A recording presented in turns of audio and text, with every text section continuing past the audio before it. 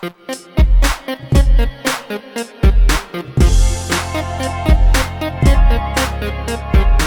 to Arcs, y'all. It says so right there.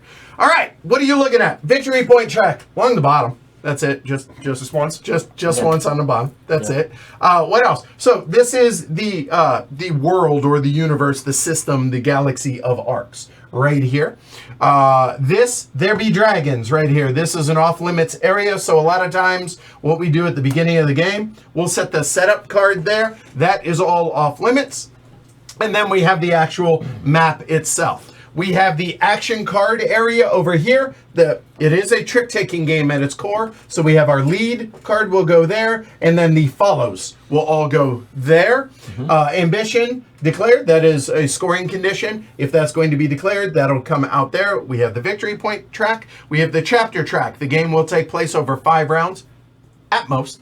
And then the scoring things, so the ambitions, are over here. Then we have what's called the court. So we have the court deck and the court cards over there.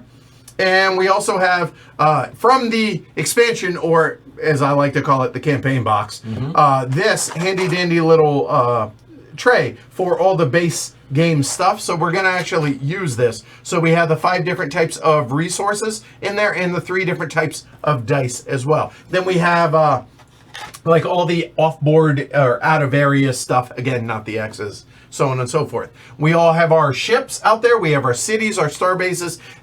All we are going to do is talk about the base game. I will teach leaders and lore when we get to the end of the base game teach. Okay? As far as our tableaus go, our tableaus have a number of items on them. We have cities, one of which is already going to start out on the board in a basic or base game setup, and those go into the triangle spaces here on our board. We have 5 star bases. A 5th one is already out on the board. We have a little handy-dandy little reminder of our prelude actions, the different resources that are available to us. We have trophies, so hey, whenever you blow things up, they come home as that. That's a good thing. Captives. So that is players' agents. And whenever you tax or basically kidnap, captives are there. Those are going to be potential scoring conditions. In addition to that, we have our handy-dandy little ships, 15 of them, and we have 10 agents as well. And again, just while we're here, I'm going to show what the wooden bits look like. The agents and the wooden bits, perfectly great. Like they are totally fine. So just know that. All right, that is pretty much everything you're looking at. We also have the action card deck, which is set up right there. And I have a bunch set up for teaching the game as well off camera. All right, so what is it we're trying to do in Arcs? Well, in Arcs, the goal of the game is to score points. In a one-off, non-campaign game, the goal of the game, or the end of the game, is triggered when one player, in a 4-player game, when one player reaches 27 points. So during setup, it has you put out 2 markers. One to mark for 0s, 50, and 100. If you've passed this, you see these 4? Yeah, we're going to throw those away because in a one-off, we're never going to need them. It's just not going to happen. So the goal of the game is to score the most points, but the end game trigger is 27 points. That will happen somewhere usually in chapters 3, 4, or 5. It may go all 5, but it may not. Again, we're trying to score points. How do we score points? We score points based on these 5 conditions, all right? Having certain resources, having the most captives, or maybe the second most captives, having the most destroyed things, so whether that's ships, cities, starports, so on and so forth. Have the most relics out there, or in your tableau area. Have the most empath icons in your tableau area. However, we are not going to score each of these each round. We are going to choose selectively, the players are, what is going to score and what is not going to score. So, but we're going to score from these different things, accumulating points until one of us triggers 27 points. That makes sense? All right.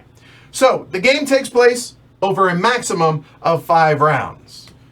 A round is a hand of trick-taking cards. So we're all going to have some hand of cards, and on a try that again. On a round is a single player's turn. So Kyle, who has the initiative marker, is going to play a card and do a thing. Then Ken is going to play a card, do a thing. I'm going to play a card, do a thing. And then James will play a card, do a thing. And then we'll see if initiative changes. Rinse and repeat until we're all out of cards or we all successively pass. That is the end of a chapter. Then we're going to score whatever is called out to score. Rinse and repeat, do a little bit of reset, and then deal out more cards, play another hand, do that a maximum of 5 times. All right.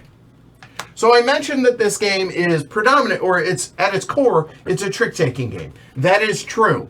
I heard arguments against it, but no, I think definitively the rules about this trick-taking game.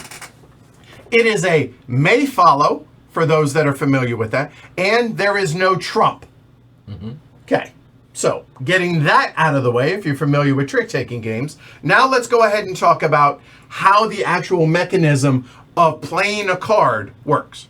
So, you have a hand of cards, and whoever has the initiative marker is then going to have lead. I assume you all are familiar with these terms, so we're going to go with that. Hey, lead. It says you may declare the ambition on your card. We're going to talk about that in a minute.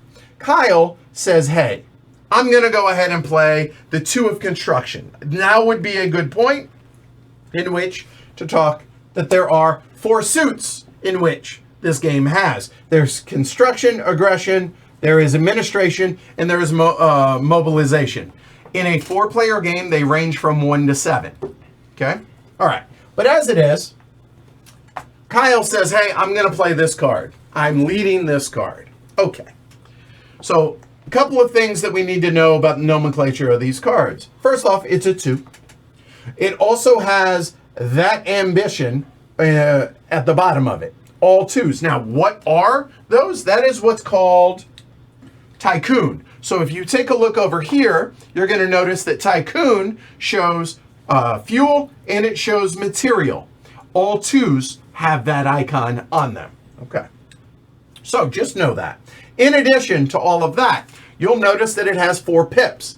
The 4 pips over there show that this card is going to give 4 actions on it. Now, if for whatever reason you can't see those pips or whatever, or maybe you just appreciate Kyle Farron's artwork, you look, there are 4 items on this card. So there's 4 boxes. Box 1, box 2, box 3, box 4. And you'll notice on that card, diamonds, there is 1 diamond. On that one, there are 4 bags. So you get the idea, right? That one, hey, there's 3 little explosions. Okay, cool. You get the idea. So it's told how many actions you're going to be able to take 2 different ways, both from the artwork as well as the pips. In addition to all of that, there's also the actual, thing that you can do when you play the card, which in this case, with construction, is build or repair. We're going to talk about that in a little while. So when Kyle leads this card as the lead, he then has a couple of things that he can do after that. And then the number of pips is the number of actions he can take. So he can take 4 build, he can take 4 repair, or any mix and match of those that he chooses. That's leading. Okay? There's some more to it, but we're going to circle back to that in a minute. So then, after that, the next player, in our case, that is Ken. Ken has 3 options, and everybody that follows, i.e. didn't lead, has the same 3 options. They are surpass, there you go, they are pivot, or they are copy. So we're going to talk about them in that order. Surpass, what does that mean? That means you follow suit, meaning played a construction card as well, but it must be a higher value. So 6 is higher than 2, checks out, he is surpassed. So then, in that case, he then gets to play that many actions. He gets to do that, or I should say, gets to do that many actions on his card because he surpassed. So that was Ken. On my turn, I have the same 3 options, but we're just talking about surpass right now. On my turn, maybe I choose to play the 3 of construction. That is legit. Why? Because the lead number of construction was 2. I have surpassed with a 3, the 2, I did not surpass Ken, but I don't care. Ken didn't lead. It's as if his card doesn't exist. It's just, what do I surpass the lead? Yes? So therefore, I get to take 3 actions of my choice there. Then when we get to James's turn, he plays a card. He cannot play that because he did not surpass there. However, that is surpassing. But now let's go and talk about we'll pivot a little and talk about copy. See what I did there? Oof. When you copy, you can play an Uno card, you can play a get out of jail free card, you can play a hotel room key. I don't care. Seriously, it's literally any card from your hand. So remember, James couldn't play that one. Okay, you know how he can? He can hide it and play it face down, not letting anyone know what he played. And when he did so, he's copying the lead suit. And what that means is, regardless of the pip value, regardless of anything that's on the face value or the face of this, doesn't matter. We don't ever get to see it. He gets to do the lead thing one time. So in this case, build or repair, he may do one build or one repair action only. There is no limit to the amount of players that surpass, that copy, or pivot. Just know that on your turn, if you didn't lead, you have those 3 options. So that's copy. Any questions about copying? No? Good. The other thing that you can do is, in the immortal words of Ross, pivot. So pivot to administration. So Kyle led this, Ken played this. You'll notice it's not a bigger number. Doesn't have to be. Why? Because it's a different action. So we pivoted to a different suit, if you will. So in that case, you see how many pips are there? Doesn't matter. He only gets to do one action of any of those. So in this case, on administration, he can tax, he can repair, or he can influence. And we'll talk about these in a minute. All that clear? Yep. There, pivot to that. Pivot to that. All of that is legit, good to go, great. Okay. So those are the things that you can do. You lead anything, do your stuff, and then either pivot, copy, or surpass. In addition to doing that when you don't lead. So let's say Ken plays that. He's pivoting to aggression. He wants to do one of those actions as Ken is want to do. Any player, when they play a card, may choose to do what's called seizing the initiative. So basically taking the lead for the next, winning the trick, if you will. Okay? To do that, he chooses any of his face down cards from his hand and plays a second card face down like so, and that immediately seizes the initiative. So the initiative immediately will go to Ken, and Ken will lead the next trick or have the option to lead the next trick. Does that make sense? Mm-hmm. All right. So now let's talk about the ways to take initiative, either seize it or win it outright. Okay. So there are 3 different ways that initiative can change in a hand. So Kyle led that 2. Ken plays that 3. Then let's say I go ahead and pivot to that mobilization. If you look close, you see that icon right there? That's only if you play the 7 of the suit. And I didn't have that one out.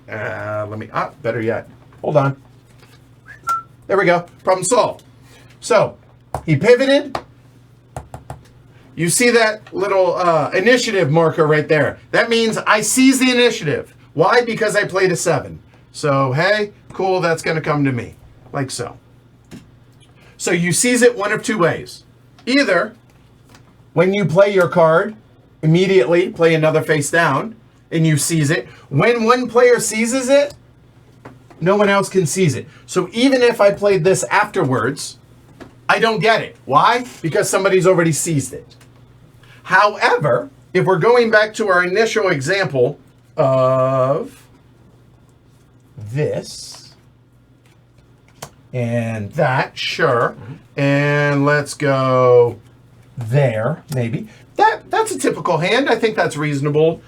So in this case, what takes it? Well, that's the wrong suit. Nobody seized it. So now, what won? Well, 3 of the lead suit is higher than 2. So therefore, that means Ken is going to take it at the end of the trick. Okay, so just like normal trick taking in that regard.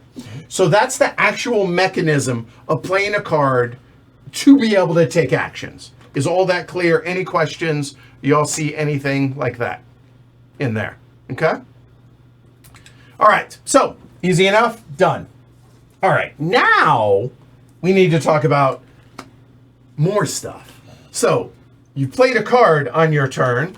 So getting back to our example, Kyle played construction. Okay, so first things first, there are 2 options that the leader has the moment they put their card down. The first thing that they can do is choose to declare an ambition. So you'll notice if you say, yes, I wish to declare an ambition, you can do so as the lead. You take that marker, you put it on top like Kyle just did, and he's going to declare an ambition. What is that? Let me clarify that. That is going to say, hey, that's going to be the scoring thing. So the 5 is going to move down to Tycoon just like that. Could it have moved down to Keeper? Sure, had he played a different card. But this is the only option. The exception to that is if somebody leads a 7. A 7, you can declare anything you want. And even if maybe something previously, maybe somebody had already done Keeper. You know what I can do? I play that. Let's go ahead and double down on Keeper. That's cool. I dig that. If I'm in a position to score it, maybe. Okay, cool. Now, one other thing about leading here. Notice, remember I said when you play a 7 of the lead suit, you seize the initiative. Well, that's not the lead suit. That's the lead card. So in other words, you can never seize the initiative when you have the lead. So by playing a 7, you can't seize the initiative. In addition to that, when Kyle played that, he also cannot do that to seize the initiative. That is not allowed as the leader. All right. I don't want to beat that drum too hard, but I want to make sure that's crystal clear. So declaring an ambition. Only the leader may do it, and they may only do it for that specific scoring option. And if they do, you'll notice it changes the value of that card to a 0. So now, in our example earlier, where James couldn't play that 1 because that is really a 2 under there, well, the game has no memory. If Kyle declared an ambition, well, 1's higher than 0. That's a legit play. Congrats. Now James can go ahead and take his 4 actions. All right? That makes sense? So that is option number 1. That is always voluntary, and you may only declare an ambition if there is 1 left to declare. If they've all been declared, they're set like forever. And by ever, I mean that chapter. Okay? Now, in the campaign, that may change, but I don't care. We're not talking about that. So that is option number 1. In addition, or in lieu of option number 1, the second thing that the leader may choose, and all players may choose this option, is play preludes. So what are preludes? Well, let's come on over and take a look at my player board here again. Preludes are, at the beginning of the game, we're going to start with some resources over here on our board. So maybe I have something like that. Okay. So I have a couple of resources here. I can spend these resources to be able to take bonus actions or pre-action actions. So you'll notice that if I spend this material, back to the supply here, I can take a build or repair action. Awesome. If I had multiple repair resources, I can do it again. I can do it again. As long as I have the resources, I can take those, irregardless of what the card is that I played here. Okay, whether I led or followed, doesn't matter. If I discard a fuel, I get to move. Obviously, I'll go through the mechanisms of all of this. If you discard a weapon, notice this says this turn, your action card lets you battle. It's as if your card had the word battle on it. It does not give you a free battle. What that means is with Kyle's construction card, it's as if it reads battle, build, or repair. in that case, if you discard a weapon. Now, this is during Prelude. Prelude is before you take your actions. So you have to declare before you take any actions if you're doing any of these. You can do 0, you can do a bunch, depending on... also, there are court cards. These cards right here that may have little preludes and rule breakers that, hey, when you, as a prelude, do X. And we'll cover that when we get there. As a relic, you can discard a relic to secure a court card. More on that later. A psionic, arguably the most versatile and most lucrative thing in the game, is take an action of the lead card. Well, if that's the lead card, that's the action. Okay? All right. So, play lead. May choose an ambition, may do some number of preludes, and then finally, after all that, can take your actions. Okay? If you were the follower, whether you surpassed, you pivoted, or you copied, your option is do any number of preludes. Once you're done, or choose not to, then do any and all of your actions on your card or of the lead card, depending on whether you surpassed, copied, whatever. All that clear? Does that make sense? Okay, good. Now that the mechanism of how the game actually works, now let's talk about what the actual actions are, shall we? So if we take a look over here, again, at the card, the construction card, these first two are the two we're going to talk about. And I'm going to go ahead and bring that around so y'all can see that a little better. That is build or repair. All right, so obviously this has to do with building, well, ships, obviously, but also cities as well as star bases. So let's go ahead and talk about the machinations on how this works. If you have a starport, so I'll use me as the example because, you know what, we'll use Kyle, that's fine, it makes my life easier. So he has a starport right here. So then, for one build action, he can build a ship where that starport is. Each starport may build one ship per turn. So even if he had 4 builds, that starport can build one ship. The end. Okay. As a second build, he could not build a ship here because ships are only built at starports. In lieu of that, he could choose to build either a starport in an available spot that he controls, or a city. Okay, great. Well, let's go ahead and pause now and let's talk about control. What is control? Well, ships have 3 statuses, okay? And all that matters for control are ships. So let's go ahead and look at that system right there. Who has the most fresh ships? What's a fresh ship? Fresh is standing up, proud, ready to rock and roll. The second option, or the second status, is a damaged ship. It's sick. It's been injured. It's wounded. Laying down. It's taking a break. It still exists, and it still counts for certain things, but it doesn't count for control. The third status is destroyed. Destroyed means it's on someone's board as a trophy. We'll talk about that in a little bit. So control is who has the most fresh ships in a system. Okay, so in this case, Kyle has control. In that case, nobody has control because it's 2-2. Cities and starports never count. It is strictly ships. Who's got the bigger hammer? Still nobody. I have control now, even though it's his system. Okay? Now, if Kyle chooses to build there, he can do so. So let's say he wants to build a city. He can do that. However, I control it so it comes in damaged. Cities and starports have 3 statuses as well. It's either fresh, damaged, or destroyed. Keep it consistent. All right? And if, coming down, if it were the same situation, if it were this, if you wanted to build a ship, the ship comes in damaged there as well because I control that system. Is that clear? Mm-hmm. All right, so that's building.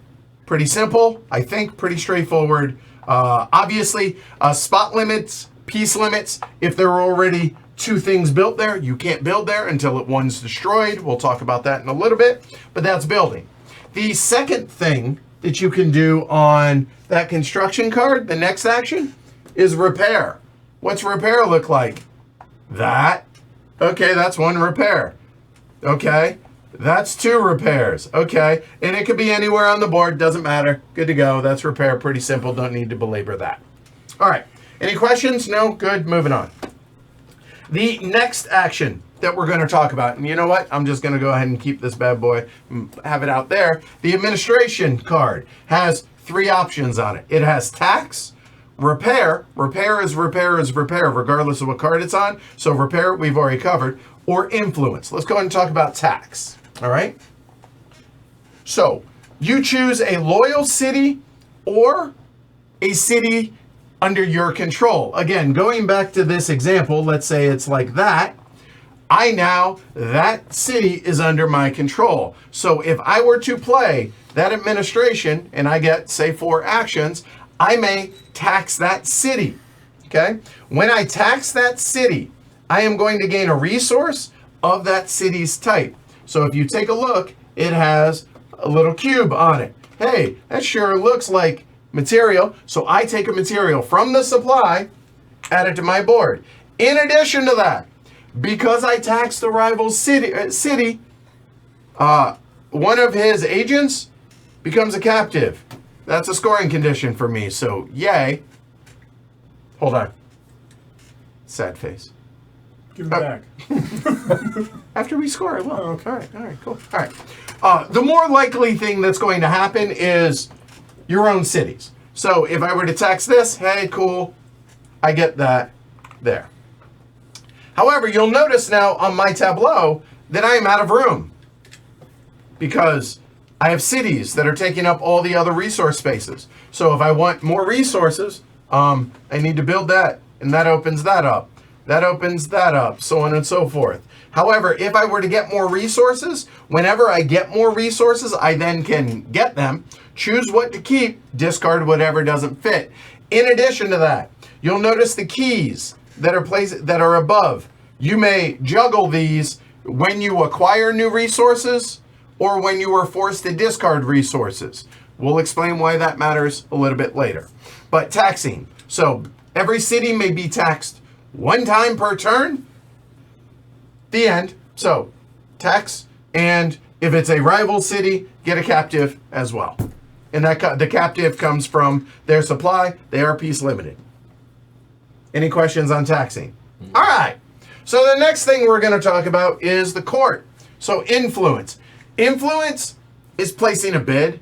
So with this card, I have 4 options of any mix and match of those. Maybe I want 4 influence, or maybe I want 3 influence. Well, I take my agents, and there are 4 court cards available at any given time in a 4-player game.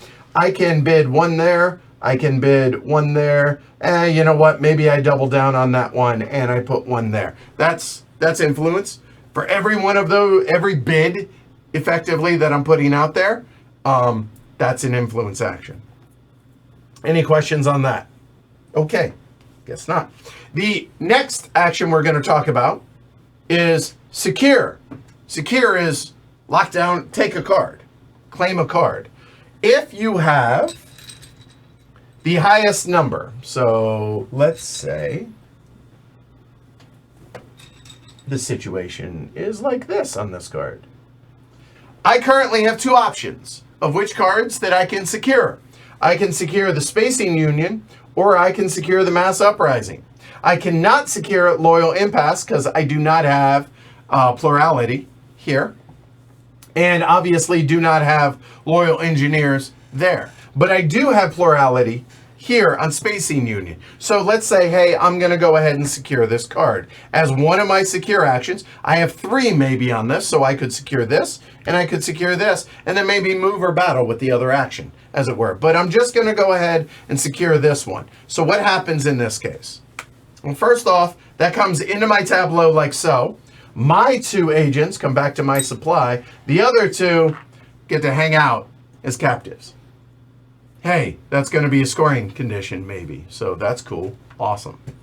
And then, after all that, these cards are going to have some sort of rule breaker on them. Notice we talked about what a prelude is. Prelude is pre-turn. After you played a card, hey, you may do whatever this card says. However, there are other cards that if I'd secured this, says when secured. These are Vox cards. These are one-shots. There's 4 of them in the deck. Okay. So when secured, do this and then discard this card. Okay, easy enough. It just goes to the bottom of the deck. Okay. After you are done securing whatever, there will always be 4 cards out here. So they turn, there's no slide or anything like that out there. That doesn't matter. Why? Because, you know what? I'm going to keep that as an example, maybe later. That is secure. So we've talked about build, repair, tax, influence, and secure. There's only 2 actions left. You might be asking yourself, Self, it's great that I have these ships out here, but we had talked about this. How does that happen? Well, that's by moving ships. So we'll go ahead and keep that aggression card out because that's going to be the last 2 actions available to us. So we're going to talk about move, then we're going to talk about battle. So moving. Moving's pretty straightforward. For 1 move action, you may move any 1 group of ships any number of spaces until they meet resistance as far as control. All right, before we talk about that, let's go ahead and talk about the actual nomenclature of the board. So you notice these really big squiggly lines? Those are impassable barriers. So there, that is not a big squiggly line. Notice you can go this way. Also notice that small little gap right there. So that is passable. That is passable. So the inner ring is always passable. Okay? These big scary blockers block first, so you would have to come in and come around. Also notice this one area is always out of play in a 4-player game, whether it's that one, whether it's that one, doesn't matter. In ours, it's random. We chose that. Okay, cool. This, however, this is adjacent to that location there. Okay? So now let's talk about movement. Movement is any number of loyal ships from one system to one adjacent system. Okay? So, in other words, I could move these 3 there. That's legit. I can move these 3 there. That's legit. Okay. But now, let's go ahead and talk about what happens when you move ships from a spaceport. When you do that, you get to take a catapult action. Okay? Catapult move, I should say. So a catapult move is what I was referencing earlier. So on a single move action, you may move any group of ships any number of spaces until they meet control of another location. So in other words, I could do this. I could move. I can move. I can move. And then I can move. I have to stop now because blue controls that location. I have to stop. But now let's say, for argument's sake, I had 4 there. Yeah, but I chose to only move 3. At this point, I'm doing something convoluted, just indulge me. As a second move, I could do this. I could move, I could move, I could move, I could move, and then I could move again. Now, yes, I could have moved just in there. I totally could, and the reason for that is nobody controls this space. Because it started from a spaceport, as a single move, you may move until you meet control of another space. Does that make sense? Mm-hmm. So I could have also done this. If I wanted, let's go ahead and talk about having that there and there here. I could, as a single action, do this. 1, 2. Red had control. Red no longer has control because we have even number of ships there. Then I could move this one in and go 1, 1, there. That is legit. Now it's got to stop. There. Go ahead, Kyle. Joshua Yearsley, great rulebook editor, reviser for Leader Games. You stop when you hit control, or a planet. Or a planet. Okay, fair enough. Yeah. Well, to your example earlier, you could have just I could have just gone up there. Yeah. All right, fine. Right. I was just trying to show lack of control. So this is a better example there. Okay? Does that make sense? So it's always moving any number of ships from one system to an adjacent system, whether that's a system here to there, whatever, or catapult if it starts from a starbase, not if it starts from a city. Is that clear? Yep. That's moving. And if you have 4 moves, every pip is a single move action, right? So, okay. All right. So now let's go ahead and try and reset some of my messing up the board out here. That I think was... Okay, go with that. All right. So now the very last action is battle. I mean, that's what we're here for, ain't it? It's a trick-taking game. But let's get it on. All right. Let's go ahead and talk about battles. So, let's say those aren't there. And as an action, Kyle gets 3 actions. Kyle played this card. Okay? And it has moves and it has battles. So, first action, Kyle says, you know what? We're going to boogie on down out of my spaceport and move and catapult. 1, 2, stop. Because A, it's a planet, but also stop because control. That's one action. Action number 2, he says, let's get it on, let's battle. All right. Battles happen anytime somebody takes a battle action and declares a battle. Here's the cool thing about battles in this game. The active player, so in this case Kyle, does everything. He makes every decision, he assigns all damage, he makes every single decision, regardless of who the recipient is. Whether it's Ken, whether it's me, whatever. If, let's say I was there as well, there is a 5-step, well, really a 4-step process, maybe a 6, for battles, okay? So we're just going to walk through the steps of this battle. So first things first is choose the battle system. Okay, obviously Kyle's going to choose this system right there. The second choice is choose a defender. Kyle makes the decision. Is he fighting me or is he fighting Ken? Kyle, who are you fighting? I'm fighting you. I'm going to fight Ken. Okay. We went over this. I'm just getting ahead of myself. That's for later. Okay. So again, who are you fighting, Kyle? I'm going to fight Ken, the red pieces. Okay, thank you. Now, every attacking ship warrants a die. So there are 3 types of dice in this game. There are assault dice, or as I call them, normal dice. Then there are skirmish dice, also called 50-50 dice. Then there are raid dice. Raid dice can only be chosen if there is a building present and they are the defender. Yeah. However, there is one exception to that rule. It's an edge case. Never seen it happen in the 4 or 5 games I played. But if one player, the defender, has no cities or no starports left on the board, then you may still choose raid dice. But usually it's against a building. So in this case, how would you like to choose your dice, Kyle? I think I'm going to take 2 red dice, maybe try to do a little damage, maybe be a little risky, and I'm going to take 1 orange dice, maybe try to raid Ken's city. All right, so he chooses dice, and hey, look, he rolled. Oh, wow, that was weird. Okay, cool. So let's go ahead and show the sides of these real quick. So the skirmish dice, I said they're 50-50. Notice there are 3 sides with hits. There are 3 sides with misses. That's it. It's either going to do 1 damage to the defender or not. These, however, are a little bit more complex, all right? So I'm just going to set this right here, and we're going to walk through this. Okay, so he collected the dice, then he's going to roll and resolve the dice. This is what Kyle rolled. Now, resolving this has a 5-step process that you must follow in a particular order. So the very first thing is we're going to look for little flames. For every one of those flames, the attacker takes damage, okay?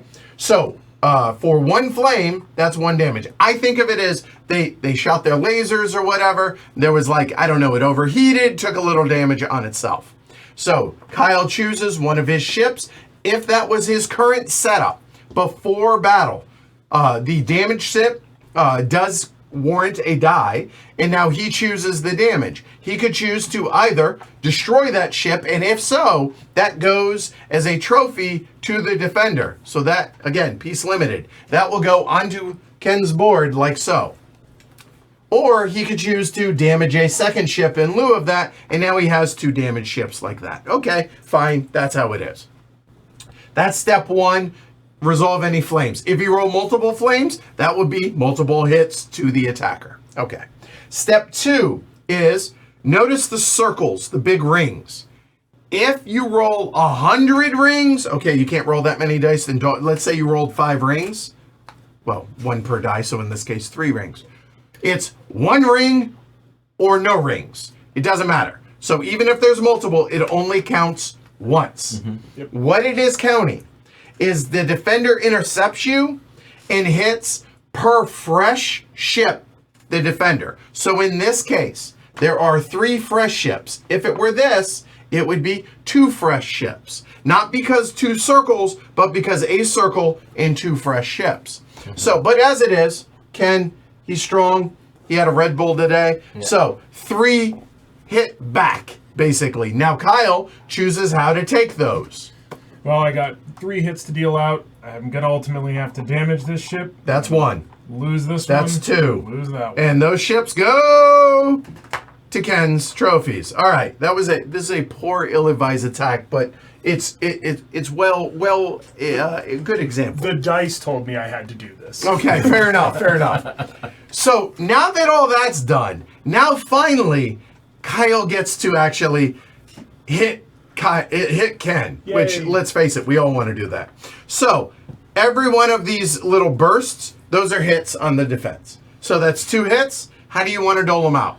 In this case, I'm trying to build up my set of trophies. I'm going to put 1, and then I'm just going to take it for 2. Okay. Or he could have, in lieu of that, just damaged 1, damaged another, and that's legit as well. That's another option there. Okay? Now, step 4. Step 4 is, let me find it. There we go. There we go. Yep, that'll work. There.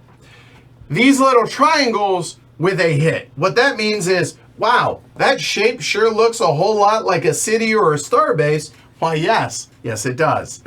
A little pew-pew to the ground base thing. So in other words, whatever is there, whether it's a starbase or a city, it gets damaged. So it flips to the other side. But in our example, let's go ahead and say it was already damaged when he came in. He does 1 damage to that city. Okay, now this gets destroyed. What happens to destroyed pieces? They become trophies. Okay, cool, done. Now, the 5th step happens if a player rolls keys on a raid die. Only a raid die has damage to city or to buildings. In addition to that, only raid dice have keys. So what keys allow you to do is raid resources and cards. So what does that mean? Well, let's go ahead and say Ken has a couple of resources over here on his board, and he has that card in his tableau. So looking at Ken's tableau for a minute, Kyle rolled 2 dice. Well, I'm sorry, he rolled 2 keys.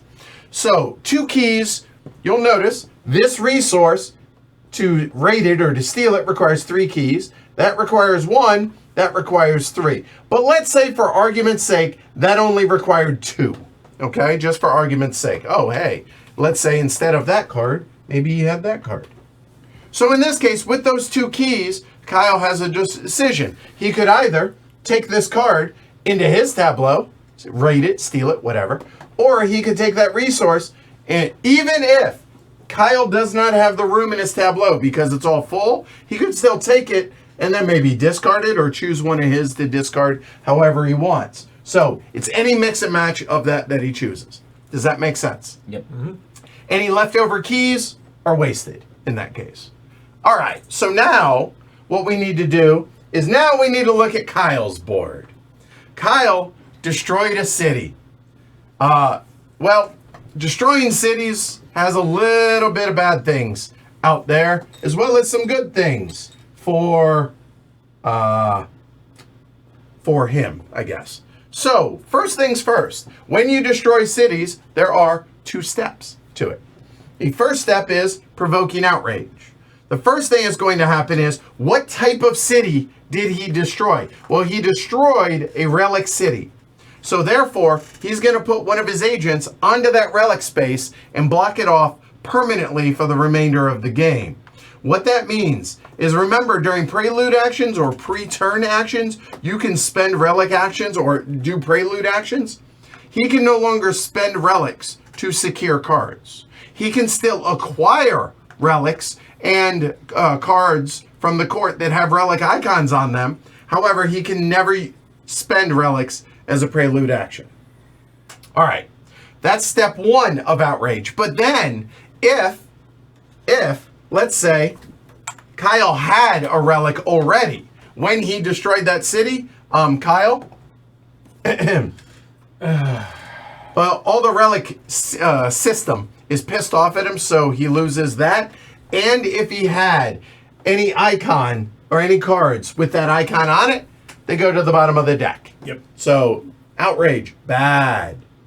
However, there is a plus side, because the second step that he gets to do is ransack the court. What does that mean?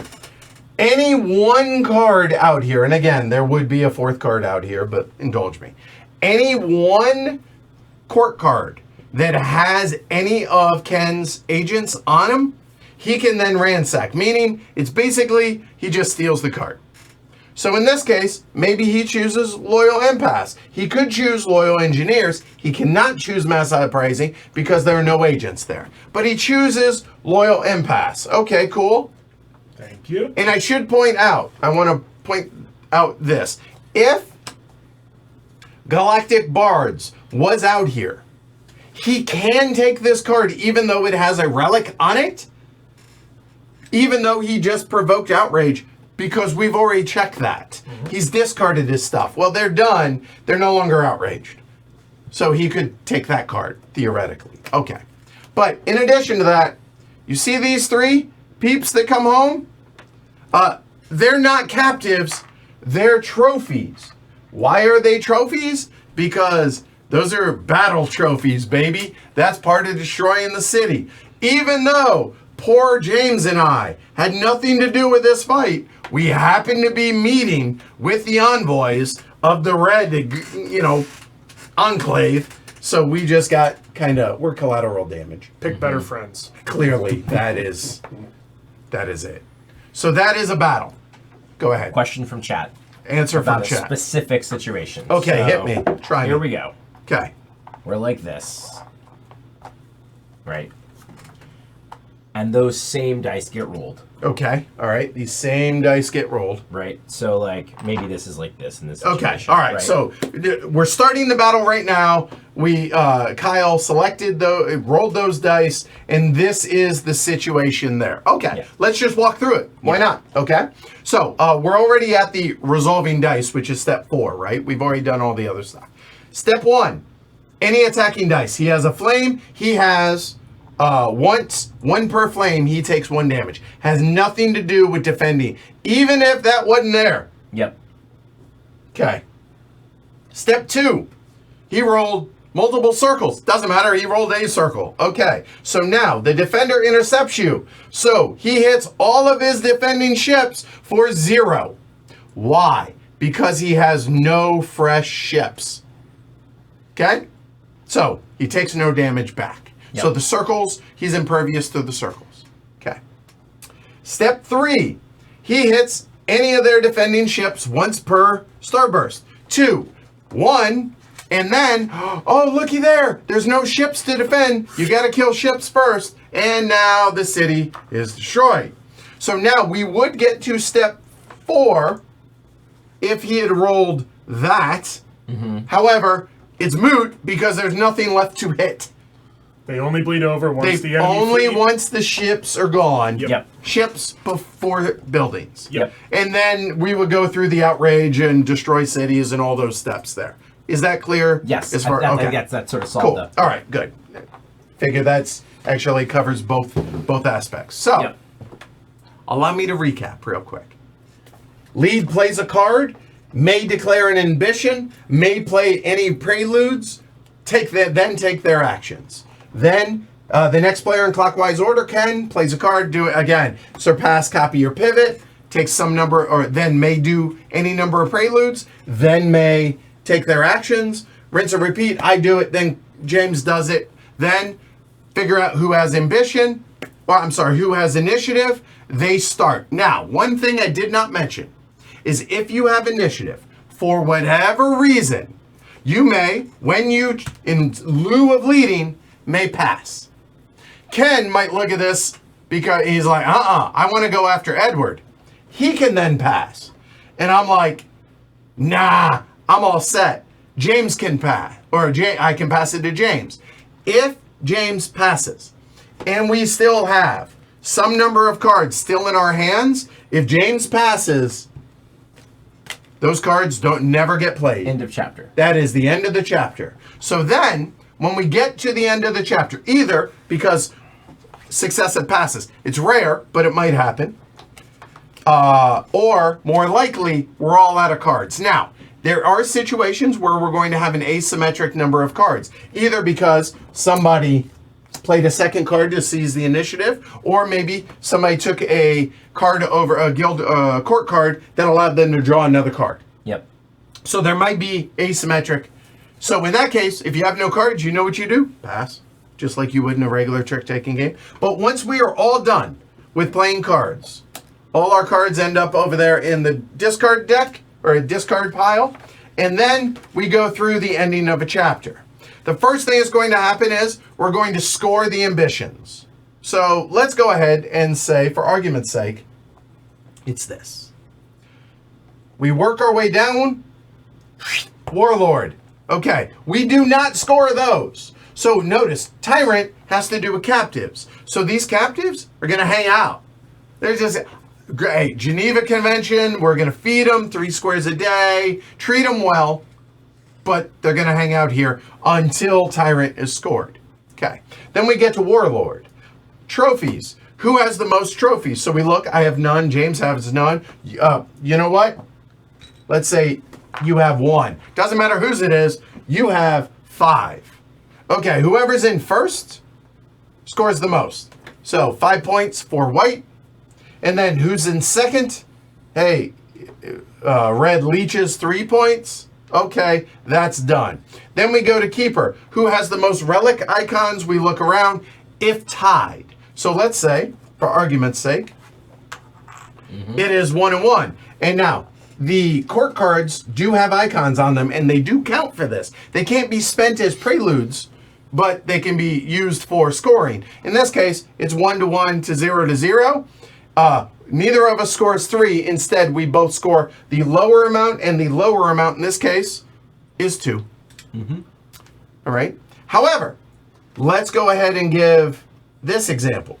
Let's say my good friend James has 2, and we each have 1. Well, James would score 3, and we both are tied. We don't score 2, we score 0. Why? Because you score the next number down if tied. It's not add and divide, it's not anything like that. Okay? Then finally, we would look at empath. That is the psionic icons, but we're not scoring that. Okay. That one never came out for one reason or another. Yep. Then, so that is scoring ambition. That is step 1. The second one is return all ambition markers to the available marker space. So that will go up.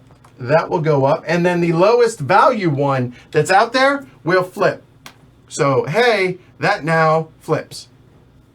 Then if this were the end of chapter 2, that would flip.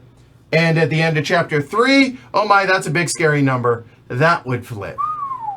So if y'all are familiar with PAX Premier 2.0, wow, I'm way behind, but scoring double in the last round, you'll notice that in the last round, That's, let me count, 19 of the 27 points available. So if all those end up and you have the most captives, that's 19 points for first place. I'm just saying. It is potential. So even if you're lagging, you still theoretically far out there, yeah. you can. All right. In addition, one more thing I should point out. I've never done this, so that's why it's easy for me to forget. If you have built cities up to here, notice that this says to 1 ambition, not to tied ambition, not to second place ambition. If you solely win one of the ambitions, and again, maybe you scored that one, just the 5 points for you, and you have both of these, those are cumulative. That'd be not 5, that'd be 10 points. If you win that, that's for everyone that you win outright. But that's if those, and obviously you're building left or right in that case. Okay. So clean up. Ambitions, flip 1. Then, is that the end of the game? Is somebody at 27? Yes or no? If yes, congrats. Who has the most points, they won. If not, then we're going to shuffle up. We're going to advance the chapter marker. We're going to shuffle up and deal 6 cards. That's it. Rinse and repeat. Do that until somebody ends the game. That is how you play the base game of Arcs. Any questions? Nope. All right. And now, ladies and gentlemen, we are going to discuss leaders and lore. So, how does leaders and lore work? Well, you see this setup, and I was going to talk about this, so real briefly before we get into leaders and lore. Setup. Whoever is the first player. So I randomly chose Kyle during setup, so Kyle was first. So in a base game, you'll notice that 1A, 1B, and 1C is where all the white ships are. Well, here, let's fix this, and this is actually where they are. This is how this works. Player 1 in 1A builds 3 ships and a city. In 1B, 3 ships and a starport. And then in 1C, it is 2 ships. And then you go clockwise around the table from there. That's how that works. And obviously the out of play is the out of play. So that is how the game is set up there are 3 or 4 of the setup cards per player count. Mm-hmm. All right, you see that? Yeah, all right, take those off. No, seriously, take them off. Wait.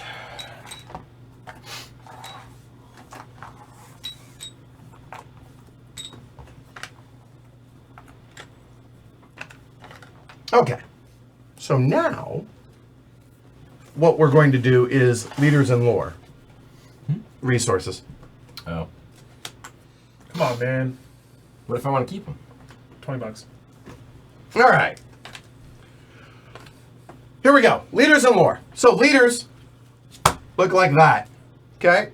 They give a asymmetric starting positions. So remember that setup stuff? That's all down here. Starting resources. Also, wherever your city and starport are, you also get those as starting resources. I forgot to mention that. I apologize. Leaders, we're going to have 1 per player, or is it 1 more? Let me see. We'll deal out number 1 more than there is players. Okay, so we're going to have 5. Okay. 5 leaders out. We're going to draft these. We're also going to have 5 lore cards. These also asymmetric rule breakers. They're positives and negatives for both of these. We're going to just shuffle them up, put them out there, and we'll talk about them because let's face it, we've only played with leaders and lore once. And so, yeah, we'll see how this goes. So if you'll shuffle those. Yep, so we're going to see 5 of each, number of players plus 1, because we're in a 4-player game. And then going in reverse turn order. Yep, So starting with James. James Edward. You can choose Kyle. 1 leader or 1 lore. If you've chosen a leader, you can't choose another leader. Right. You got to choose lore. So you choose. So James is going to get first pick of 1 and last pick of another. So it's snake style. It's snakes. Hey, you. Yeah, you. Thank you for watching the video. Really appreciate it. Subscribe to the channel while you're here. Give us a like on the video. Or, go watch one of those. Or support us on Patreon. Or all of that. That'd be great. I appreciate it, y'all. We'll see you later.